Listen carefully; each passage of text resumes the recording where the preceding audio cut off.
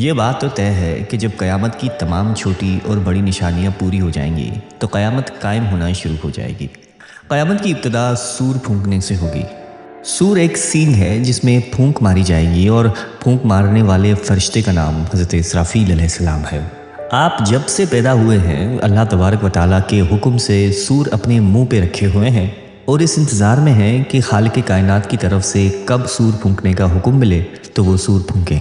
حضرت اسرافیل علیہ السلام جب سور پھونکیں گے تو ان کے دائیں طرف حضرت جبرائیل علیہ السلام اور بائیں طرف حضرت میکائیل علیہ السلام ہوں گے۔ سور جمعے کے دن پھونکا جائے گا۔ سور کی آواز اس قدر شدید ہوگی کہ جو شخص بھی سور کی آواز سنے گا تو اپنی گردن ایک طرف جھکا لے گا اور دوسری طرف سے اٹھا لے گا، یعنی بے ہوش ہو کر زمین پہ گر پڑے۔ یہ آواز سنے گا وہ آدمی ہوگا جو اپنے اونٹوں کی آواز کو درست کر رہا ہوگا۔ وہ سور کی آواز سنتے ہی گر پڑے گا اور دوسرے لوگ بھی جیسے جیسے آواز سنیں گے گرتے جائیں گے۔ سور کی آواز سننے والوں کو آپ علیہ السلام نے حسبنا اللہ و نعم الوکیل کہنے کی تاکید فرمائی۔ سور 2 مرتبہ پھونکا جائے گا۔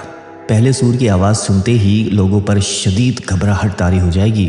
جیسے جیسے سور کی آواز اونچی ہوتی چلی جائے گی لوگ ہلاک ہونا شروع ہو جائیں گے، اور پھر اللہ تعالیٰ کے علاوہ تمام خلقت ہلاک ہو جائے گی۔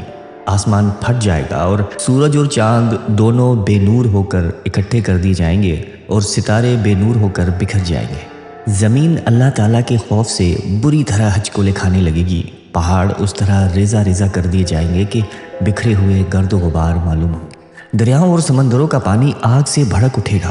سور پھونکنے سے پہلے جن پر موت نہیں آئی تھی وہ سب جاندار مر جائیں گے، اور جو سور پھونکنے سے پہلے فوت ہو چکے تھے لیکن ان کی روحیں ان کے جسموں میں لوٹا دی گئی تھیں، جیسے انبیاء کرام، تو ان پر صرف بے ہوشی طاری ہوگی۔ جنہیں اللہ پاک چاہے گا وہ بے ہوش بھی نہیں ہوں گے، جیسے 4 بڑے فرشتے اور حضرت موسیٰ علیہ السلام، کیونکہ آپ علیہ السلام دنیا میں ایک بار بے ہوش ہو چکے تھے۔ اسی بے ہوشی کو اس کا نعم و بدل بنا دیا جائے گا۔ اسی طرح شہداء پر بھی سور پھونکے جانے کا کوئی اثر نہیں ہوگا۔ بعض چیزیں ایسی ہیں جو حضرت اسرافیل علیہ السلام کے سور پھونکنے سے بھی فنا نہیں ہوں گی۔ ان میں اللہ رب العزت کی ذات، بھاری بھرکم عرش و کرسی، لوح و قلم، جنت و دوزخ اور ان دونوں میں موجود تمام چیزیں اور ارواح بھی فنا نہیں ہوں گی۔ ناظرین، پہلی مرتبہ سور پھونکنے کی وجہ سے جب تمام مخلوق ختم ہو جائے گی اور صرف اللہ رب العزت کی ذات باقی رہ جائے گی تو اللہ تبارک و تعالیٰ آسمانوں کو اپنے دائیں دستے قدرت میں لپیٹ کر ارشاد فرمائے گا کہ میں بادشاہ ہوں۔ دنیا میں جبار بننے والے آج کہاں ہیں؟ دنیا میں متکبر بننے والے آج کہاں ہیں؟ پھر اللہ تبارک و تعالیٰ بائیں دستے قدرت سے زمین کو لپیٹ لے گا اور پوچھے گا کہ میں بادشاہ ہوں۔ دنیا میں جبار بننے والے اور دنیا میں متکبر بننے والے آج کہاں ہیں؟ حضرت عبداللہ ابن عمر رضی اللہ تعالیٰ عنہ بیان کرتے ہیں کہ امام الانبیاء حضرت مصطفیٰ صلی اللہ علیہ وآلہ وسلم نے ارشاد فرمایا، اللہ رب العزت جب ساری مخلوق کی روح قبض فرمائے گا اور اس کی ذات کے علاوہ کوئی ذات باقی نہیں رہے گی تو اس وقت اللہ تبارک و تعالیٰ 3 مرتبہ ارشاد فرمائے گا کہ آج کے روز بادشاہی کس کی ہے؟ آج کے روز بادشاہی کس کی ہے؟ پھر ایک طویل سناٹے کے بعد اللہ رب العزت خود ہی ارشاد فرمائے گا کہ آج کے روز بادشاہی اللہ کی ہے۔ پہلی مرتبہ سور پھونکنے کے چند عرصے بعد آسمان سے بارش نازل ہوگی، جس سے انسانوں کی ریڑھ کی ہڈیوں سے ڈھانچے تیار ہوں گے اور پھر ان پر گوشت چڑھا دیا جائے گا، لیکن جان نہیں ڈالی جائے گی۔ 2 نفخوں کے درمیان 40 سال کا وقفہ ہوگا۔ اتنی مدت گزرنے کے بعد اللہ تعالیٰ آسمان سے بارش نازل فرمائے گا، جس سے لوگوں کے جسم اس طرح زمین سے اگ پڑیں گے جس طرح سبزی اگتی ہے۔ حضرت ابو ہریرہ رضی اللہ تعالیٰ عنہ فرماتے ہیں کہ انسان کی جسم سے ایک ہڈی کے علاوہ باقی سارا جسم ختم ہو جاتا ہے، اور وہ ریڑھ کی ہڈی ہے۔ اسی ریڑھ سے قیامت کے دن لوگ واپس پیدا کیے جائیں گے۔ پہلی بار سور پھونکنے کے 40 سال بعد دوسری مرتبہ لوگوں کو قبروں سے اٹھائے جانے کا سور پھونکا جائے گا۔ دوسری بار کی آواز پہلی بار سے زیادہ گرجدار اور تیز ہوگی، جسے سنتے ہی سارے لوگ اچانک اپنی قبروں سے اٹھ کھڑے ہوں گے۔ سب سے پہلے قبر سے باہر تاجدار کائنات امام الانبیاء حضرت مصطفیٰ صلی اللہ علیہ وآلہ وسلم تشریف لائیں گے۔ اس کے بعد حضرت موسیٰ علیہ السلام اپنی قبر سے اٹھ کر کھڑے ہوں گے، اور پھر باقی لوگ بھی اپنی قبروں سے باہر نکلنا شروع ہو جائیں گے۔ عام لوگ اپنی قبروں سے شدید گھبراہٹ کی کیفیت میں اٹھیں گے۔ گھبراہٹ سے محفوظ رہنے والوں میں انبیاء، شہداء اور فرشتے شامل ہوں گے۔ بعض کے نزدیک تمام اہل ایمان بھی گھبراہٹ کا شکار نہیں ہوں گے۔ جس آدمی کو جانور نے کھایا ہوگا وہ جانور کے پیٹ سے اٹھے گا، جو آدمی پانی میں ڈوبا ہوگا وہ پانی سے اٹھے گا، جس کی راکھ ہوا میں اڑ گئی ہوگی وہ ہوا سے اٹھ کر کھڑا ہوگا۔ لوگ اپنی قبروں سے بکھری ہوئی ٹڈیوں کی مانند اس حال میں اٹھیں گے کہ ان کی آنکھیں ذلت اور رسوائی کی وجہ سے جھکی ہوئی ہوں گی۔ لوگ پکارنے والے کی طرف دوڑیں گے اور کہیں گے کہ آج کا دن بڑا کٹھن ہے۔ حضرت عائشہ صدیقہ رضی اللہ تعالیٰ عنہا بیان فرماتی ہیں کہ میں نے آپ علیہ السلام کو یہ فرماتے ہوئے سنا ہے کہ لوگ قیامت کے دن ننگے پاؤں، ننگے بدن اور ختنہ کیے بغیر اٹھائے جائیں گے۔ میں نے کہا یا رسول اللہ، کیا سب مرد اور عورتیں ایک دوسرے کی طرف نہیں دیکھیں گے؟ تاجدار کائنات صلی اللہ علیہ وسلم نے ارشاد فرمایا کہ اے عائشہ، وہ دن اس قدر سخت ہوگا کہ کسی کو ایک دوسرے کی طرف دیکھنے کا ہوش ہی نہیں ہوگا۔ بعض لوگ اپنی قبروں سے گونگے، اندھے اور بہرے بنا کر اوندھے منہ اٹھائے جائیں گے۔ جو شخص اندھا ہو کر اٹھے گا وہ کہے گا کہ اے میرے پروردگار، تو نے مجھے اندھا کر کے کیوں اٹھایا ہے؟ میں تو دیکھنے والا تھا۔ ارشاد باری تعالیٰ ہوگا کہ جس طرح ہماری آیات تمہارے پاس آئیں اور تو نے انہیں بھلا دیا، اسی طرح آج تجھے بھی چھوڑ دیا جائے گا۔ قبروں سے نکلنے کے بعد لوگ گھبرائے ہوئے پھر رہے ہوں گے، لیکن کہیں بچ کر نہیں جا سکیں گے۔ قبر سے اٹھتے ہی دو فرشتے ہر انسان کو دبوچ لیں گے اور پھر اسے ہانک کر میدان حشر تک لے جائیں گے۔ وہ عورت جس نے مرنے سے پہلے توبہ نہیں کی ہوگی وہ اپنی قبر سے اس حال میں اٹھائی جائے گی کہ اس کے جسم کے اوپر گندا لباس ہوگا اور وہ اپنے جسم کو کھجلی کر کے زخمی کر رہی ہوگی۔ کافر اپنی قبروں سے بڑی ذلت اور رسوائی کے ساتھ اٹھائے جائیں گے۔ ان کی آنکھیں جھکی ہوئی ہوں گی اور وہ اپنے مقام حساب کی طرف دوڑے جا رہے ہوں گے۔ اہل ایمان اپنی قبروں سے بے ریش اور سرمگی آنکھوں کے ساتھ 30 سال کی عمر کے ساتھ اٹھیں گے۔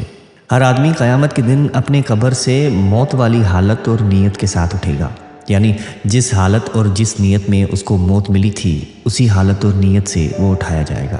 ہر آدمی اسی عقیدے کے ساتھ دوبارہ زندہ ہوگا جس عقیدے پر وہ مرا تھا۔ انسانوں کے ساتھ ساتھ تمام وحشی جانور بھی زندہ کیے جائیں گے۔ شہید اپنی قبر سے شہادت کی حالت میں بہے ہوئے خون کے ساتھ اٹھے گا۔ جو شخص اللہ کی راہ میں زخمی ہوا وہ قیامت کے روز اس حال میں آئے گا کہ اس کے خون کا رنگ تو خون جیسا ہی ہوگا، لیکن اس سے کستوری کی خوشبو آ رہی ہوگی۔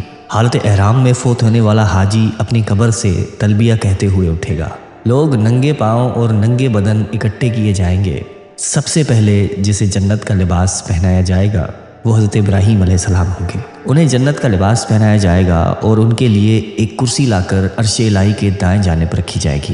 کہا جاتا ہے کہ جب حضرت ابراہیم علیہ السلام کو آگ میں ڈالا گیا تھا تو ان کے کپڑے اتار لیے گئے تھے، اس لیے قیامت کے روز سب سے پہلے انہیں کپڑے پہنائے جائیں گے۔ پھر تاجدار کائنات امام الانبیاء حضرت مصطفیٰ صلی اللہ علیہ وآلہ وسلم کے لیے جنت سے لباس لایا جائے گا اور وہ پہنا دیا جائے گا۔ یہ جنتی لباس کسی دوسرے آدمی کو نہیں پہنایا جائے گا۔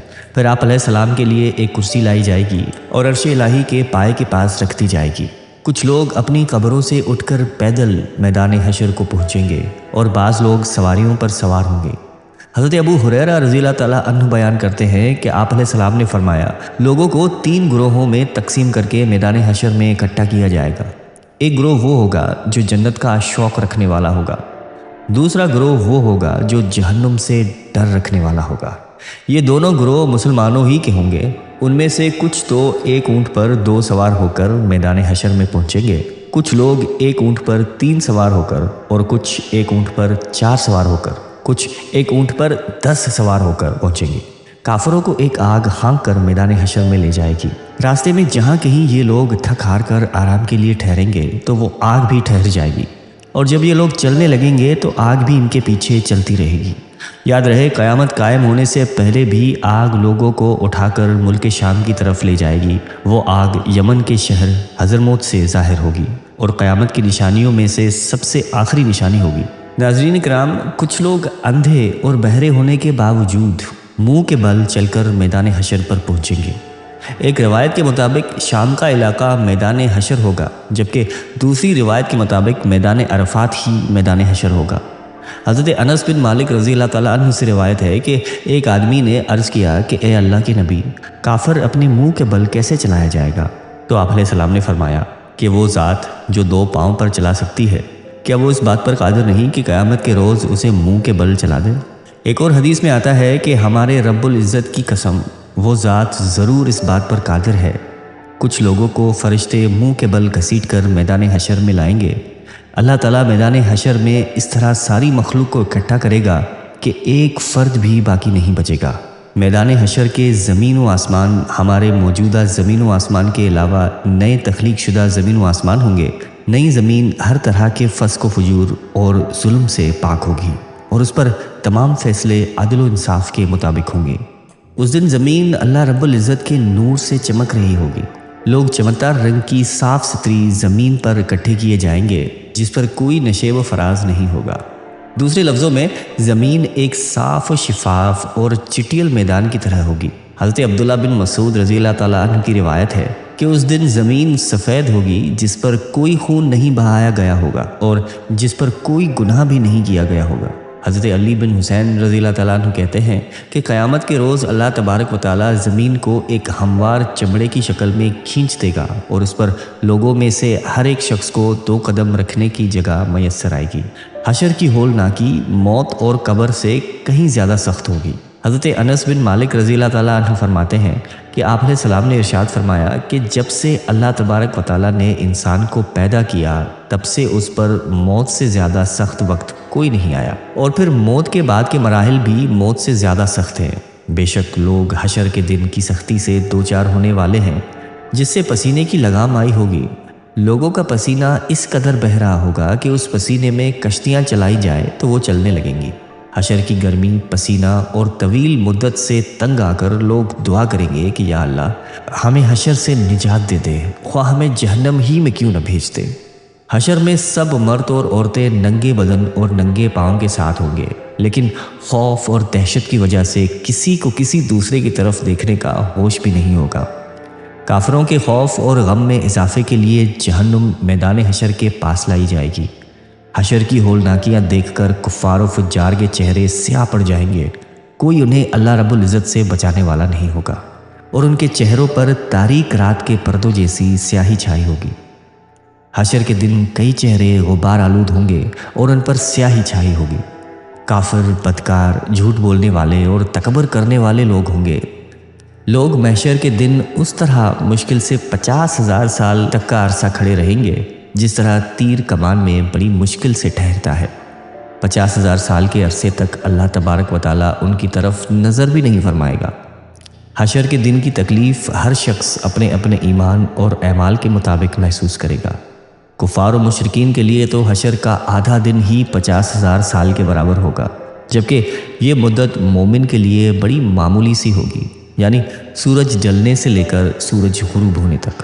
ناظرین کرام، کافروں کو حشر میں موت کی غشی جیسی تکلیف کا سامنا ہوگا جب اہل ایمان کو زکام جیسی تکلیف پہنچے گی۔ حضرت انس بن مالک رضی اللہ تعالیٰ عنہ کا بیان ہے کہ آپ علیہ السلام نے مجھ سے فرمایا میں اپنی امت کے انتظار میں پل صراط پہ کھڑا رہوں گا تاکہ وہ پل عبور کرے۔ اچانک حضرت عیسیٰ علیہ السلام تمام انبیاء کے ساتھ آئیں گے اور فرمائیں گے کہ اے محمد صلی اللہ علیہ وآلہ وسلم، یہ انبیاء آپ کی خدمت میں حاضر ہوئے ہیں کہ آپ اللہ سے دعا فرمائیں کہ مخلوق کا فیصلہ فرما کر جہاں چاہے اسے بھیج دیں تاکہ جس تکلیف میں وہ مبتلا ہے ان سے نجات مل جائے۔ مخلوق خدا کو پسینے کی لگام آئی ہوئی ہوگی، اہل ایمان کو حشر کی تکلیف زکام کی تکلیف جیسی محسوس ہوگی، جبکہ کافر کو حشر کی تکلیف موت کی سختی سے بھی زیادہ معلوم ہوگی۔ میدان حشر میں سورج 1 میل یا 1 گز کے فاصلے پر ہوگا۔ وہ لوگ اپنے اپنے اعمال کے مطابق پسینے میں ڈوبے ہوئے ہوں گے۔ بعض لوگوں کا پسینہ صرف ایڑیوں تک ہوگا، بعض کا پنڈلیوں تک، بعض کا گھٹنوں تک، بعض کا پسینہ پیٹ تک ہوگا، کچھ لوگوں کا پسینہ کمر تک، کچھ لوگوں کا کاندھوں تک اور کچھ کا گردن تک ہوگا اور کسی کا پسینہ منہ کے درمیان تک ہوگا۔ یہ بیان کرتے ہوئے آپ علیہ السلام نے اس طرح اشارہ فرمایا جیسے کہ کسی کے منہ میں لگام ہو۔ قیامت کے دن ہر شخص کا پسینہ زمین میں 70 بار یعنی 140 میٹر تک پھیل جائے گا۔ حشر کے دن نیک اعمال ہر طرح کی ہولناکیوں سے محفوظ رکھیں گے۔ 7 آدمیوں کو اللہ تبارک و تعالیٰ اپنے عرش کا سایہ مہیا کرے گا، جبکہ اس کے عرش کے سائے کے علاوہ کہیں سایہ نہیں ہوگا۔ نمبر 1، انصاف کرنے والا حکمران۔ دوسرا، وہ نوجوان جس نے اپنی نوجوانی اللہ کی عبادت میں گزار دی۔ تیسرے نمبر پہ وہ شخص جس کا ہر وقت دل مسجد میں اٹکا رہتا ہے۔ چوتھے نمبر پہ وہ آدمی جنہوں نے خالص اللہ کی رضا کے لیے ایک دوسرے سے محبت کی، اللہ کی رضا کے لیے ہی اس محبت پہ اکٹھے ہوئے۔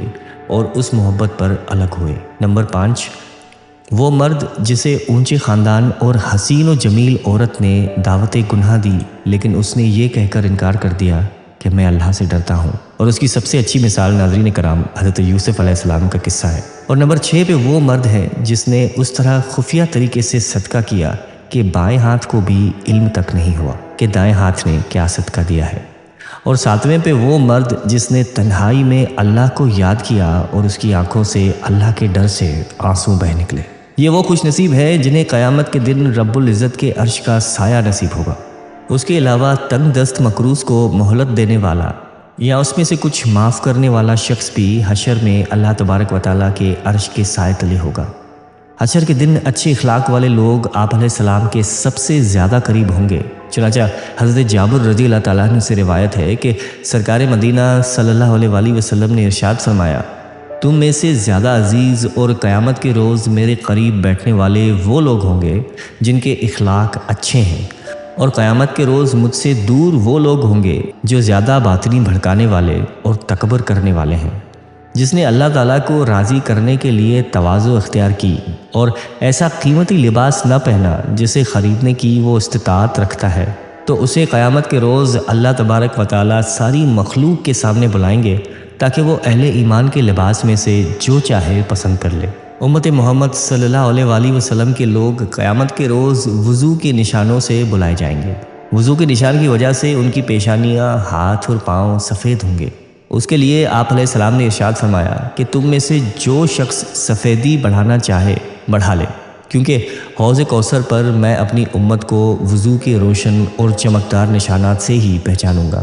اذان دینے والے لوگ قیامت کے روز سب سے اونچی گردنوں والے ہوں گے۔ اللہ رب العزت کے جلال کی وجہ سے آپس میں محبت کرنے والے ایسے نور کے ممبروں پر بیٹھے ہوں گے جن پر انبیاء اور شہداء بھی رشک کریں گے۔ انصاف کرنے والے قیامت کے روز اللہ تبارک و تعالیٰ کے دائیں ہاتھ اور اللہ رب العزت کے دونوں دستے قدرت، یہ وہ لوگ ہوں گے جو اپنے فیصلوں میں، اہل و عیال میں اور ہر اس کام میں جس میں انہیں ذمہ داری دی جائے انصاف سے کام لیتے ہوں گے۔ اور لوگوں میں سے بعض لوگ ایسے ہوں گے جو نہ تو انبیاء ہوں گے اور نہ شہداء، لیکن قیامت کے دن انبیاء اور شہداء بھی ان کی تعریف کریں گے، ان کے اسی درجے کی وجہ سے جو انہیں اللہ تبارک و تعالیٰ کی طرف سے عطا ہوگا۔ صحابہ کرام نے عرض کیا کہ یا رسول اللہ، آپ ہمیں بتائیں وہ خوش نصیب کون ہیں؟ آپ علیہ السلام نے ارشاد فرمایا کہ یہ وہ لوگ ہیں جو ایک دوسرے سے کلام اللہ کی وجہ سے محبت کرتے ہیں۔ ان کی محبت بغیر رشتہ داری کی ہوگی اور بغیر مالی لین دین کی ہوگی۔ ان کے چہرے نورانی ہوں گے اور وہ نور کے ممروں پر تشریف رکھے ہوں گے۔ جب لوگ خوف میں مبتلا ہوں گے تو انہیں کوئی خوف نہیں ہوگا، جب دوسرے لوگ غم زدہ ہوں گے تو انہیں کوئی غم لاحق نہیں ہوگا۔ پھر نبی علیہ السلام نے یہ آیت تلاوت فرمائی، سنو، اولیاء اللہ کے لیے نہ خوف ہوگا اور نہ غم۔ جو شخص دنیا میں انتقام لینے پر پوری طرح قادر تھا لیکن اس نے انتقام نہ لیا اور غصہ پی گیا، تو قیامت کے دن اللہ تعالیٰ اسے ساری مخلوق کے سامنے بلائیں گے اور اسے حور العین منتخب کرنے کا اختیار دیا جائے گا کہ وہ جس سے چاہے نکاح کر لے۔ جس شخص نے کسی مومن سے دنیا کی مصیبتوں میں سے کوئی ایک مصیبت دور کی تو اللہ تعالیٰ اس کی آخرت کی مصیبتوں میں سے ایک مصیبت دور فرما دے گا، اور جس نے تنگ دست کو مہلت دی تو اللہ تعالیٰ اس کے لیے دنیا اور آخرت میں آسانی پیدا فرما دے گا۔ جس نے کسی مسلمان کے عیب پر پردہ ڈالا تو اللہ تعالیٰ دنیا اور آخرت میں اس کے عیبوں پر پردہ ڈالے گا۔ ناظرین کرام، جو شخص سونے اور چاندی کا مالک ہوگا لیکن اس کا حق یعنی زکوٰۃ ادا نہیں کرے گا تو قیامت کے دن اس سونے اور چاندی کی تختیاں بنائی جائیں گی اور پھر ان کو جہنم کی آگ میں گرم کیا جائے گا۔ پھر جہنم کی ان تختیوں سے اس کے پہلوؤں، پیشانی اور پیٹ پر داغ لگائے جائیں گے۔ جب کبھی یہ تختیاں گرم کرنے کے لیے آگ میں واپس لے جائیں گے تو دوبارہ عذاب دینے کے لیے لوٹائی جائیں گی۔ زکوٰۃ نہ دینے والے سے یہ سلوک سارا دن ہوتا رہے گا، جس کا عرصہ 50,000 سال کے برابر ہے، یہاں تک کہ انسانوں کے فیصلے ہو جائیں گے، پھر وہ اپنا راستہ جنت کی طرف دیکھے یا دوزخ کی طرف۔ آپ علیہ السلام سے اونٹوں کے مالک کے بارے میں دریافت کیا گیا تو آپ نے ارشاد فرمایا کہ جو شخص اونٹوں کا مالک ہو اور وہ ان کا حق اور زکوٰۃ ادا نہ کرے، وہ قیامت کے دن ہموار زمین پر اوندے منہ لٹایا جائے گا۔ اونٹ بہت ہی فربا اور موٹے ہو کر آئیں گے اور ان میں سے ایک بچہ بھی کم نہیں ہوگا۔ یہ سب اونٹ اس شخص کو اپنے پیروں سے روندیں گے اور اپنے منہ سے کاٹیں گے جب پہلا اونٹ رون کر جائے گا تو دوسرا آ جائے گا۔ اس شخص سے یہ سلوک سارا دن ہوتا رہے گا، جس کا عرصہ تقریباً 50,000 سال کے برابر ہے، یہاں تک کہ لوگوں کا فیصلہ ہو جائے گا، پھر وہ اپنا راستہ جنت کی طرف دیکھے یا دوزخ کی طرف۔ ناظرین کرام، آپ علیہ السلام سے گائے اور بکری کی زکوٰۃ نہ دینے والے شخص کے بارے میں بھی پوچھا گیا، تو آپ علیہ السلام نے فرمایا کہ کوئی گائے اور بکری والا ایسا نہیں جو اس کا حق یعنی زکوٰۃ ادا نہ کرے، مگر جب قیامت کا دن ہوگا تو وہ ایک ہموار زمین پر اوندھا لٹایا جائے گا، اور وہ سب کی سب گائے اور بکریاں آئیں گی اور اپنے سینگوں سے اس کو ماریں گی اور اپنے سینگوں سے اسے رون ڈالیں گی۔ جب پہلی گزر جائے گی تو پچھلی آ جائے گی، یعنی وہ لگاتار آتی رہیں گی اور پورا دن ایسا ہی ہوتا رہے گا، جس کی مدت 50,000 سال کے برابر ہے، یہاں تک کہ بندوں کا فیصلہ ہو جائے، پھر وہ اپنا راستہ جنت کی طرف دیکھے یا دوزخ کی طرف۔ حضرت ابو سعید رضی اللہ تعالیٰ عنہ سے روایت ہے کہ سرکار دو عالم نے ارشاد فرمایا، قیامت کے دن اللہ تعالیٰ اپنی پرلی کھول دے گا، جو شخص دنیا میں خالص اللہ کے لیے سجدہ کرتا تھا اسے اللہ تعالیٰ سجدے کی توفیق عطا فرمائیں گے اور وہ سجدے میں گر جائے گا، لیکن جو شخص اپنی جان بچانے یا لوگوں کو دکھانے کے لیے سجدہ کیا کرتا تھا تو اس کے پیٹ کو اللہ تعالیٰ ایک تختہ بنا دے گا، جب وہ سجدہ کرنا چاہے گا تو گر پڑے گا۔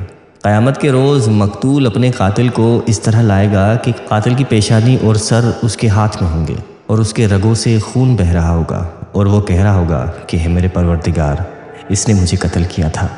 یہ کہتے ہوئے وہ قاتل کو عرش الہی کے قریب لے جائے گا۔ جس شخص نے دنیا میں زمین کا کچھ حصہ ناحق کسی سے چھینا ہوگا تو قیامت کے دن وہ حصہ 7 زمینوں تک اس کے گلے میں ڈالا جائے گا۔ جو لوگ سود کھاتے ہیں وہ قبروں سے اس حال میں اٹھیں گے جیسے کسی شیطان نے انہیں چھو کر باولا کر دیا ہو۔ قیامت کے دن تکبر کرنے والے چونٹیوں کی مانند انسانوں کی شکل میں اکٹھے کیے جائیں گے، ذلت و رسوائی ہر طرف سے ان پر چھائی ہوگی، اور وہ جہنم کے قید خانے میں لائے جائیں گے، وہاں سخت ترین آگ انہیں گھیر لے گی اور انہیں جہنمیوں کا خون اور پیپ لائی جائے گی۔ جو شخص دنیا میں 10 یا 10 سے زائد افراد کے معاملات کا ذمہ دار بنایا گیا تو قیامت کے دن وہ اللہ تعالیٰ کے حضور اس حالت میں حاضر ہوگا کہ اس کے ہاتھ گردن کے ساتھ توق کی مانند بندھے ہوں گے، یا تو اس کا نیک طرز عمل اسے چھڑا لے گا یا اس کے گناہ اسے ہلاک کر ڈالیں گے۔ وعدہ خلافی کرنے والے اس حال میں میدان حشر میں آئیں گے کہ ان کے پیٹ پر وعدہ خلافی کے مطابق چھوٹا یا بڑا جھنڈا گڑا ہوگا۔ جس شخص کی دنیا میں 2 بیویاں ہوں اور ان دونوں میں سے کسی ایک کی طرف جھک جائے، یعنی دونوں میں عدل قائم نہ کرے، تو قیامت کے روز وہ اس حال میں آئے گا کہ اس کا آدھا دھڑ گرا ہوا ہوگا۔ دوسروں پر ظلم کرنے والے میدان حشر میں اندھیروں میں ہوں گے، چور میدان حشر میں چوری کا مال اپنے کندھوں پر اٹھائے آئے ہوں گے۔ نبی علیہ السلام نے ارشاد فرمایا کہ جو شخص ہمیشہ لوگوں سے سوال کرتا رہا ہے وہ قیامت کے روز اس حال میں آئے گا کہ اس کی منہ پر گوشت کی بوٹی تک نہیں ہوگی۔ جو شخص کسی آدمی کی وجہ سے ریا اور دکھاوے کے مقام تک پہنچے گا تو قیامت کے روز اللہ تعالیٰ اسے ایسے مقام پر لا کر کھڑا کریں گے جہاں سے اس کا چرچا ساری مخلوق میں ہوگا۔ جس شخص نے دنیا میں اپنے غلام پر زنا کی تہمت لگائی ہوگی اس کو میدان حشر میں غضب کی سزا دی جائے گی، اور اس حد کی سزا 80 کوڑوں کے برابر ہے۔ 3 آدمی ایسے ہیں جس سے اللہ تعالیٰ قیامت کے روز نہ کلام کرے گا، نہ ان کی طرف نظر کرم فرمائے گا، اور نہ ہی انہیں گناہوں سے پاک کرے گا، اور ان کے لیے دردناک عذاب ہوگا۔ پہلے نمبر پہ وہ لوگ ہیں جو تخنوں سے کپڑا نیچے لٹکانے والے، دوسرے احسان کر کے جتلانے والے، اور تیسرے جھوٹی قسم کھا کر اپنا مال بیچنے والے۔ مسلم شریف کی حدیث کے مطابق 3 آدمیوں سے اللہ تعالیٰ قیامت کے روز نہ تو کلام کرے گا اور نہ ہی انہیں پاک کرے گا۔ ان میں سے ایک بوڑھا زانی، دوسرا جھوٹا بادشاہ، اور نمبر 3 پر تکبر کرنے والا فقیر۔ اسی طرح حضرت ابو ہریرہ رضی اللہ تعالیٰ عنہ کہتے ہیں کہ آپ علیہ السلام نے ارشاد فرمایا کہ 3 آدمیوں سے اللہ تعالیٰ قیامت کے روز نہ کلام کرے گا اور نہ ان کی طرف نظر کرم کرے گا، نہ انہیں پاک کرے گا، اور ان کے لیے عذاب علیم ہوگا۔ ان میں سے پہلے نمبر پہ وہ شخص ہوگا جو جنگل میں اپنی ضرورت سے زیادہ پانی رکھتا ہو اور مسافر کو پانی لینے سے روک دے جبکہ کسی دوسری جگہ پانی میسر بھی نہ ہو۔ نمبر دوسرے پہ وہ شخص جس نے اثر کے بعد مال بیچا اور اللہ کی قسم کھائی کہ میں نے یہ مال اتنے میں خریدا ہے، اور خریدار نے سچ سمجھ لیا اور مال خرید لیا، حالانکہ دکاندار نے وہ مال اتنے میں نہیں خریدا تھا۔ نمبر 3 پہ وہ شخص جس نے محض دنیا کی لالچ میں حاکم کی بیعت کی، اگر حاکم نے اسے دنیا دی تو اس سے وفا کی، اور اگر حاکم نے دنیا نہ دی تو اس سے بے وفائی کی۔ حضرت عبداللہ ابن عمر رضی اللہ تعالیٰ عنہ کے حوالے سے یہ حدیث شریف موجود ہے کہ آپ علیہ السلام نے ارشاد فرمایا کہ قیامت کے روز اللہ تعالیٰ 3 آدمیوں کی طرف نظر نہیں فرمائے گا۔ ان میں سے 1 نمبر پہ والدین کا نافرمان، نمبر 2 مردوں کی مشابہت اختیار کرنے والی عورت، اور نمبر 3 پہ وہ شخص ہے جس کی بیوی غیر محرم کے سامنے بے پردہ آئے تو اسے غیرت نہ آئے۔ حضرت ابو سعید رضی اللہ تعالیٰ عنہ سے روایت ہے کہ آپ علیہ السلام نے فرمایا کہ جب قیامت کا دن ہوگا تو پکارنے والا فرشتہ پکارے گا، ہر گروہ اپنے اپنے معبود کے پاس چلا جائے۔ چنانچہ اللہ تعالیٰ کے سوا بتوں کی عبادت کرنے والے سب آگ میں گر جائیں گے، کیونکہ ان کے معبود وغیرہ آگ میں ہوں گے، کوئی باقی نہیں رہے گا سوائے نیک اور گناہ گار مسلمانوں کے جو اللہ تعالیٰ کی عبادت کرتے تھے۔ اہل کتاب میں سے کچھ لوگ باقی رہ جائیں گے۔ پہلے یہودیوں کو بلایا جائے گا اور ان سے پوچھا جائے گا کہ تم لوگ کس کی عبادت کرتے تھے؟ وہ کہیں گے کہ ہم اللہ تعالیٰ کے بیٹے حضرت عزیر علیہ السلام کی عبادت کرتے تھے۔ ارشاد باری تعالیٰ ہوگا کہ تم جھوٹے ہو، اللہ تعالیٰ کی نہ بیوی ہے نہ اولاد، اب تم بتاؤ تم کیا چاہتے ہو؟ یہودی کہیں گے کہ اے ہمارے رب، ہمیں سخت پیاس لگی ہے، ہمیں پانی پلا دے۔ انہیں اشارے سے کہا جائے گا کہ جاؤ پانی پی لو۔ در حقیقت انہیں آگ کی طرف لے جایا جا رہا ہوگا۔ آگ انہیں سراب کی طرح نظر آئے گی۔ آگ کے شعلے اس طرح بھڑک رہے ہوں گے کہ گویا ایک دوسرے کو کھا رہے۔ آگ کے پاس لے جا کر انہیں آگ میں گرا دیا جائے گا۔ اس کے بعد نصرانی یعنی عیسائیوں کو بلایا جائے گا اور ان سے پوچھا جائے گا کہ تم لوگ کس کی عبادت کرتے تھے؟ وہ جواب دیں گے کہ ہم اللہ کے بیٹے مسیح کی عبادت کرتے تھے۔ انہیں کہا جائے گا کہ تم جھوٹ کہتے ہو، اللہ تعالیٰ کی نہ بیوی ہے نہ بیٹا۔ پھر ان سے پوچھا جائے گا کہ اب تم کیا چاہتے ہو؟ عیسائی عرض کریں گے کہ ہمیں سخت پیاس لگی ہے، ہمیں پانی پلا دیں۔ انہیں اشارے سے کہا جائے گا کہ اس طرف جا کر پانی پی لو، حالانکہ وہ جہنم کی طرف ہانکے جا رہے ہوں گے۔ آگ انہیں سراب کی طرح نظر آئے گی اور آگ اس طرح بھڑک رہی ہوگی کہ گویا ایک حصہ دوسرے حصے کو کھا رہا ہے۔ اس طرف لے جا کر وہ بھی آگ میں گرا دیے جائیں گے۔ اسی طرح باقی مشرک اور کافر بھی جہنم میں گرا دیے جائیں گے، حتیٰ کہ صرف اللہ تعالیٰ کی عبادت کرنے والے نیک اور گناہ گار لوگ باقی رہ جائیں گے۔ اللہ تعالیٰ ان کے پاس ایسی صورت میں تشریف لائے گا جیسے مسلمان نہیں جانتے ہوں۔ اللہ تعالیٰ ارشاد فرمائے گا کہ ہر گروہ اپنے اپنے معبود کے پاس چلا گیا، تو تم لوگ کس بات کے انتظار میں ہو؟ وہ عرض کریں گے کہ اے ہمارے پروردگار، ہم نے تو دنیا میں بھی ان مشرکوں کا ساتھ کبھی نہیں دیا، جب ہم ان کے بہت محتاج تھے، اس وقت بھی ہم نے ان سے رسم و رواں نہیں رکھی، آج کیسے ان کے ساتھ جائیں؟ تب اللہ تعالیٰ ارشاد فرمائے گا کہ میں تمہارا رب ہوں۔ اہل ایمان عرض کریں گے کہ ہم تجھ سے اللہ کی پناہ طلب کرتے ہیں، ہم اللہ کے ساتھ کسی کو شریک نہیں ٹھہرانے۔ اہل ایمان 2-3 بار یہ کلمات کہیں گے، یہاں تک کہ بعض لوگ اللہ تعالیٰ کا انکار کرنے کے بالکل قریب ہو جائیں گے۔ تب اللہ تعالیٰ ارشاد فرمائے گا، تم اپنے رب کی کوئی نشانی ہی جانتے ہو جس سے اسے پہچان سکو؟ مومن کہیں گے کہ ہاں ہم جانتے ہیں۔ تب اللہ تعالیٰ کی پنڈلی کھل جائے گی، اور جو شخص دنیا میں خالص اللہ کے لیے سجدہ کرتا تھا تو اسے اللہ تعالیٰ سجدے کی توفیق عطا فرمائیں گے اور وہ سجدے میں گر جائے گا۔ لیکن جو شخص اپنی جان بچانے یا لوگوں کو دکھانے کے لیے سجدہ کرتا تھا تو اس کے پیٹ کو اللہ تعالیٰ ایک تختہ بنا دے گا، جب وہ سجدہ کرنا چاہے گا تو گر پڑے گا۔ اس کے بعد اہل ایمان سجدے سے اپنا سر اٹھائیں گے اور اللہ تعالیٰ اس صورت میں ہوگا جس صورت میں اہل ایمان نے اسے دیکھا تھا۔ تب اللہ تعالیٰ ارشاد فرمائے گا کہ میں تمہارا رب۔ مومن عرض کریں گے کہ یا اللہ، تو ہی ہمارا رب ہے۔ جس شخص نے نماز کی حفاظت کی، اس کے لیے نماز قیامت کے روز ان کے لیے نجات کا باعث ہوگی، اور جس نے نماز کی حفاظت نہیں کی اس کے لیے نہ نور ہوگا اور نہ ہی نجات، بلکہ قیامت کے روز اس کا انجام کافروں، فرعون، حامان اور امیہ ابن خلف کے ساتھ ہوگا۔ حشر میں ہر آدمی اپنے اپنے نبی کے ساتھ ہوگا، اور سب سے زیادہ لوگ حضرت محمد صلی اللہ علیہ وآلہ وسلم کے ساتھ ہوں گے۔ قیامت کے روز ہر نبی کے لیے نور کا ایک منبر ہوگا، اور تاجدار کائنات امام الانبیاء صلی اللہ علیہ وآلہ وسلم سب سے زیادہ نورانی منبر پر جلوہ افروز ہوں گے۔ حضرت ابو سعید رضی اللہ تعالیٰ عنہ کہتے ہیں کہ سرکار مدینہ صلی اللہ علیہ وآلہ وسلم نے ارشاد فرمایا کہ قیامت کے روز میں اولاد آدم کا سردار ہوں گا، اور یہ بات میں فخر سے نہیں کہہ رہا بلکہ حقیقت بیان کرنے کے لیے کہہ رہا ہوں۔ میرے ہاتھ میں حمد کا جھنڈا ہوگا، اور اس روز آدم علیہ السلام سے لے کر مجھ تک کوئی نبی ایسا نہیں ہوگا جو میرے جھنڈے کے نیچے نہ ہو۔ میدان حشر میں اہل ایمان کو یہ انتہائی گھبراہٹ کا وقت غمگین نہیں کرے گا، اور فرشتے آگے بڑھ بڑھ کر ان سے ملیں گے اور کہیں گے کہ یہی وہ دن ہے جس کا تم سے وعدہ کیا گیا تھا۔ اہل ایمان کی خوشیوں میں مزید اضافہ کرنے کے لیے میدان حشر میں ہی انہیں جنت دکھا دی جائے گی۔ حشر میں اہل ایمان کے چہرے روشن تر و تازہ اور حشاش بشاش ہوں گے۔ مومنوں کے لیے نور کی کرسیاں رکھی جائیں گی، بادل ان پر سایہ فگن ہوں گے، اور اہل ایمان کے لیے حشر کا طویل دن ایک گھڑی کے برابر ہوگا۔ عدالت قائم ہونے سے پہلے آسمان پھٹ جائے گا، فضا میں ہر طرف بادل پھیل جائیں گے، اور حق تعالیٰ فرشتوں کے درمیان میدان حشر میں نزول فرمائیں گے۔ عدالت الہی کے اطراف و جواننے میں فرشتے کھڑے ہوں گے۔ حق تعالیٰ کا عرش 8 فرشتے اٹھائے ہوں گے، اور کچھ فرشتے صفے بنا کر حاضر ہوں گے۔ امت محمدیہ کو اسلام پہنچانے کی گواہی خود رسول اکرم صلی اللہ علیہ وآلہ وسلم دیں گے۔ دیگر امتوں کے انبیاء کرام بھی اپنی اپنی امتوں کو اللہ تعالیٰ کا پیغام پہنچانے کی گواہی دیں گے۔ جو امتیں اپنے انبیاء کو جھٹلانے کی کوشش کریں گی تو امت محمدیہ کے علماء و فضلاء یہ گواہی دیں گے کہ ان انبیاء نے واقعی اللہ کا دین اپنی اپنی امت تک پہنچا دیا تھا۔ حضرت ابو سعید رضی اللہ تعالیٰ عنہ کہتے ہیں کہ آپ علیہ السلام نے ارشاد فرمایا کہ قیامت کے روز حضرت نوح علیہ السلام کو پکارا جائے گا تو وہ عرض کریں گے، اے میرے پروردگار، میں آپ کا حکم بجا لانے کے لیے حاضر ہوں۔ اللہ تبارک و تعالیٰ ارشاد فرمائے گا کہ کیا تو نے میرا پیغام لوگوں تک نہیں پہنچایا؟ حضرت نوح علیہ السلام عرض کریں گے کہ یا اللہ، پہنچایا تھا۔ پھر حضرت نوح علیہ السلام کی امت سے پوچھا جائے گا کہ کیا نوح علیہ السلام نے تمہیں میرا پیغام نہیں پہنچایا تھا؟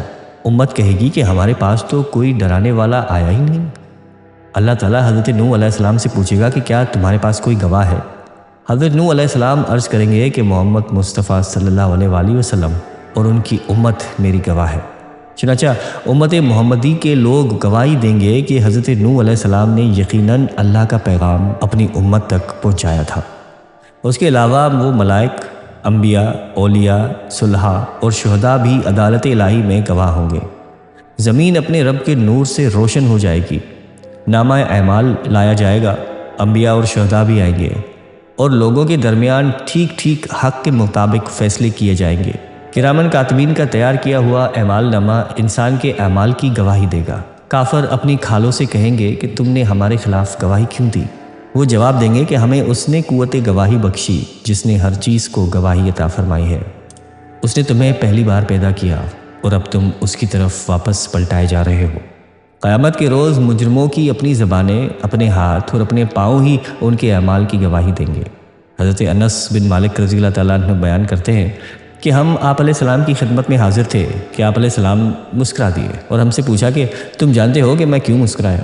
ہم نے عرض کیا کہ یا رسول اللہ اور اس کے رسول ہی بہتر جانتے ہیں۔ تاجدار کائنات صلی اللہ علیہ وآلہ وسلم نے ارشاد فرمایا، قیامت کے روز بندے کی اپنے رب کے ساتھ ہونے والی گفتگو پر مجھے ہنسی آئی ہے۔ انسان کہے گا کہ اے میرے پروردگار، کیا تو نے مجھے ظلم سے پناہ نہیں دی؟ یعنی تیرا وعدہ ہے کہ میں کسی پر ظلم نہیں کروں گا۔ اللہ تعالیٰ ارشاد فرمائے گا کہ ہاں، کیوں نہیں۔ انسان کہے گا کہ میں اپنے خلاف کسی دوسرے کی گواہی جائز نہیں سمجھتا سوائے اپنی ذات کی گواہی کی۔ اللہ تعالیٰ فرمائے گا کہ آج تیری ذات کی گواہی ہی تیرے لیے کافی ہے، اور کرامن کاتبین کی گواہی اس پر زائد ہوگی۔ چنانچہ انسان کے منہ پر مہر لگا دی جائے گی اور اس کے اعضاء کو بولنے کا حکم دیا جائے گا۔ پھر جسم کے اعضاء انسان کے اعمال کی گواہی دیں گے۔ اس کے بعد انسان کو بات کرنے کی اجازت دی جائے گی اور وہ اپنے اعضاء سے مخاطب ہو کر کہے گا کہ ہلاکت ہو تمہارے لیے، میں تو تمہاری خاطر ہی جھگڑ رہا تھا کہ تم جہنم سے بچ سکو۔ سب سے پہلے بحران گواہی دے گی۔ قیامت کے روز مؤذن کی اذان سننے والے انسان، شجر و حجر سارے گواہی دیں گے، حتیٰ کہ جن انگلیوں پر تسبیحات شمار کی جاتی ہیں وہ انگلیاں بھی قیامت کے روز انسان کے حق میں گواہی دیں گی۔ اسی وجہ سے حضور نبی کریم صلی اللہ علیہ وآلہ وسلم نے ارشاد فرمایا کہ سبحان اللہ، لا الہ الا اللہ اور سبحان الملک القدوس کہنا اپنے اوپر لازم کر لو اور انہیں انگلیوں پر گنا کرو، کیونکہ قیامت کے دن وہ سوال کی جائیں گی اور بلوائی جائیں گی۔ دنیا میں یہ تسبیحات پڑھنے سے غافل نہ ہونا، ورنہ قیامت کے روز رحمت الہی سے محروم کر دیے جاؤ گے۔ حضرت عبداللہ ابن عمر رضی اللہ تعالیٰ عنہ فرماتے ہیں کہ اس روز زمین اپنی خبریں بیان کرے گی۔ آپ علیہ السلام نے صحابہ کرام سے پوچھا کہ کیا تم جانتے ہو کہ زمین کیا خبریں بیان کرے گی؟ صحابہ کرام نے عرض کیا کہ اللہ اور اس کا رسول ہی بہتر جانتے ہیں۔ آپ علیہ السلام نے ارشاد فرمایا کہ زمین کی خبریں یہ ہوگی کہ وہ ہر مرد اور ہر عورت کے عمل کے بارے میں گواہی دے گی جو اس نے زمین کی پشت پہ کیا ہوگا۔ زمین کہے گی کہ فلاں مرد اور عورت نے فلاں دن یہ عمل کیا تھا، یہی زمین کی خبریں ہوں گی۔ قیامت کے روز اللہ تعالیٰ حجر اسود کو اس طرح اٹھائے گا کہ اس کے 2 آنکھیں ہوں گی جس سے یہ دیکھے گا، اور اس کی زبان ہوگی جس سے بات کرے گا۔ حجر اسود اس شخص کے حق میں گواہی دے گا جس نے ایمان کے ساتھ اسے چھوا ہوگا۔ عدالت الہی میں ہر چھوٹے بڑے سے جواب طلبی ہوگی، ہر آدمی سے اس کی رعیت کے بارے میں سوال کیا جائے گا۔ جو شخص لوگوں پر حکمران ہے اس سے اس کی رعیت کے بارے میں سوال کیا جائے گا۔ مرد اپنے گھر والوں پر حاکم ہے، لہٰذا اسے اس کے گھر والوں کے بارے میں سوال کیا جائے گا۔ عورت اپنے شوہر کے گھر اور اس کے بچوں کی حاکم ہے، لہٰذا اس سے ان کے بارے میں سوال کیا جائے گا۔ غلام یا ملازم اپنے مالک کے مال پر حاکم ہے، لہٰذا اس سے اس کے بارے میں سوال کیا جائے گا۔ ہر کوئی اپنے اپنے دائرہ کار میں حاکم ہے، اور ہر ایک اپنی اپنی رعیت کے بارے میں قیامت کے روز جواب دہ ہوگا۔ جس روز اللہ تعالیٰ سارے انسانوں کو اکٹھا کریں گے تو پھر فرشتوں سے پوچھیں گے کہ کیا یہ مشرک تمہاری عبادت کیا کرتے تھے؟ فرشتے عرض کریں گے کہ آپ کی ذات شریکوں سے پاک ہے، ہمارے سرپرست آپ ہی ہیں، نہ کہ یہ۔ دراصل یہ جنوں کی عبادت کیا کرتے تھے، اور ان مشرکوں کی اکثریت ان پر ایمان لائی ہوتی تھی۔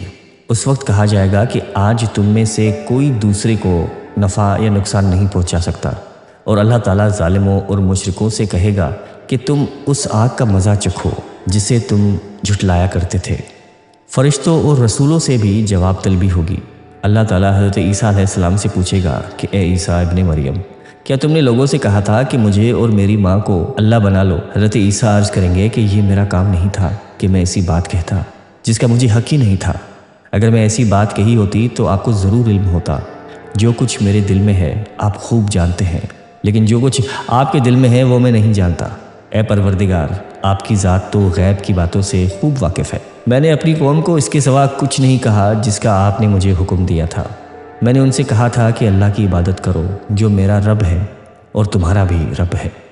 جب تک میں ان کے درمیان تھا ان کا حال دیکھتا رہا۔ جب تو نے مجھے آسمانوں پر اٹھا لیا تو پھر تو ہی ان کا نگہبان تھا، اور ہر چیز کے نگہبان تو آپ ہی ہیں۔ اب اگر آپ انہیں عذاب دے دیں تو وہ آپ کے بندے ہیں، اور اگر معاف فرما دیں تو آپ ہی غالب اور حکمت والے ہیں۔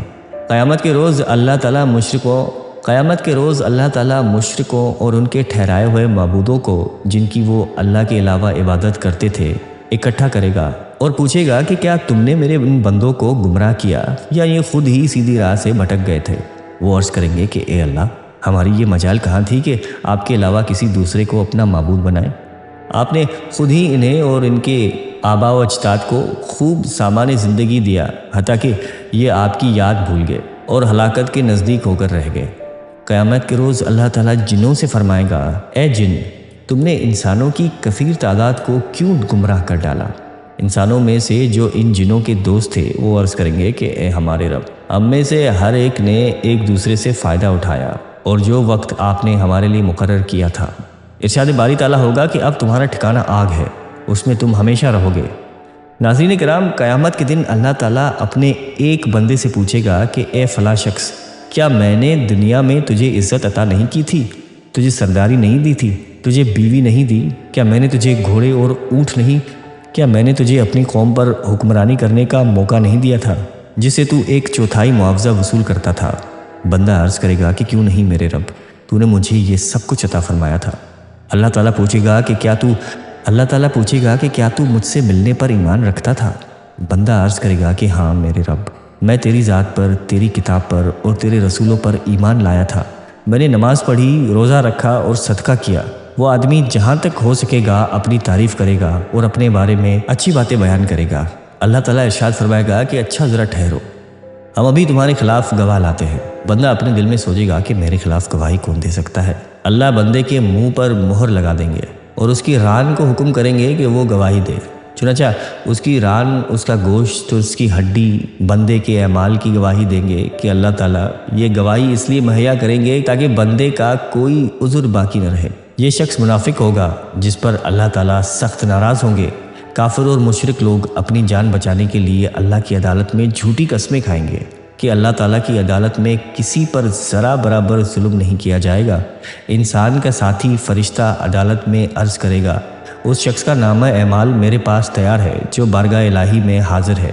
حکم ہوگا کہ حق سے اناد کرنے والے، نیکی سے روکنے والے، حج سے تجاوز کرنے والے اور شک میں پڑنے والے ہر کافر کو جہنم میں پھینک دو۔ جو اللہ کے ساتھ کسی دوسرے کو اللہ بنائے بیٹھا تھا اسے شدید عذاب میں مبتلا کر دو۔ میدان حشر میں ہر نبی کو پانی کا ایک حوض دیا جائے گا جس پر اس کے امتی آ کر پانی پئیں گے۔ حوض کوثر کا پانی سب سے پہلے آپ علیہ السلام نوش فرمائیں گے۔ روایت میں ہے کہ ایک آدمی نے کھڑے ہو کر آپ علیہ السلام کی خدمت میں عرض کیا، جس حوض کا آپ ذکر فرماتے ہیں وہ کیسا ہے؟ آپ علیہ السلام نے ارشاد فرمایا کہ اس کی ایک سمت سنان بصرہ کے درمیان فاصلے کی برابر ہے۔ اللہ تعالیٰ اس حوض سے ایک پر نالہ مجھ تک پہنچا دیں گے جس کے بارے میں کوئی بشر نہیں جانتا کہ وہ پر نالہ حوض کی کون سی سمت سے نکالا جائے گا۔ اس پر حضرت عمر رضی اللہ تعالیٰ عنہ نے نعرہ تکبیر بلند کیا۔ آپ علیہ السلام نے ارشاد فرمایا کہ حوض پر فقراء مہاجرین کا ہجوم ہوگا جو اللہ کی راہ میں قتل کیے گئے اور مارے گئے، اور میں امید کرتا ہوں اللہ تعالیٰ اس پر نالے کو مجھ تک پہنچائیں گے تو سب سے پہلے اس میں سے میں پانی پیوں گا۔ حضرت ثوبان رضی اللہ تعالیٰ عنہ سے روایت ہے کہ آپ علیہ السلام نے فرمایا کہ میرے حوض پر سب سے پہلے جو لوگ آئیں گے وہ فقراء اور مہاجرین ہوں گے۔ گرد آلود سر، میلے کچیلے کپڑے، ناز و نام میں پلی ہوئی عورتوں سے نکاح کرنے کی استطاعت ہے اور جن کے لیے عمرہ کے دروازے نہیں کھولے جاتے۔